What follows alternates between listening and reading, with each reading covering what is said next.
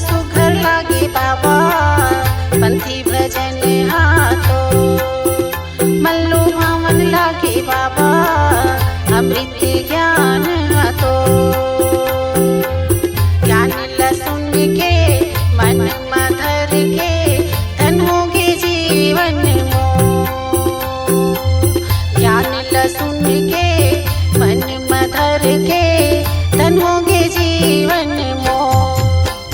मोला सुघर लागे बाबा पंथी भजन हाथो। मल्लू भावन लागे बाबा अमृत ज्ञान हाथो।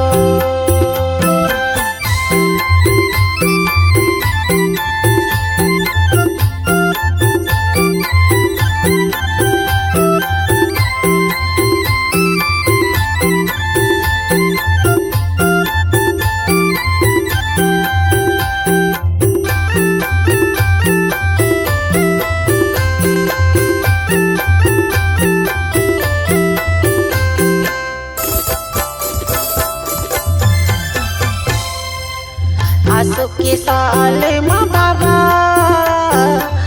गाड़ी बैला माँ गुरु। जाबो गिरौदपुरी धाम गा सब परिवार सहित गुरु।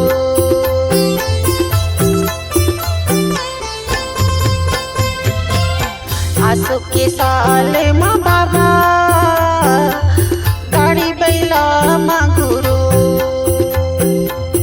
जाबो गिरौदपुरी धाम गा सब परिवार सहित गुरु। हाथ ल जोड़ के अचरा फैला के धन होगे जीवन मों। हाथ ल जोड़ के अचरा फैला के धन होगे जीवन मों। मोला सुघर लागे बाबा पंथी भजन हाथो। मल्लू भावन लागे बाबा अमृत ज्ञान हाथो।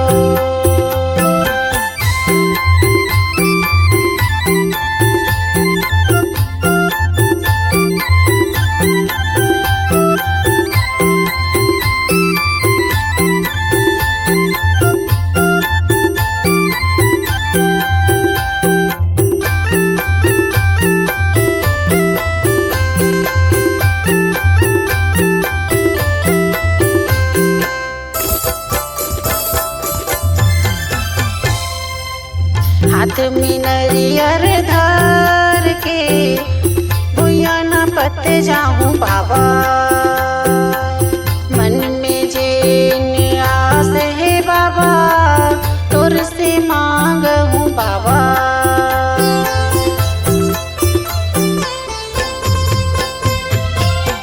हाथ में नरियर धर के भुइया न पत जाऊं बाबा।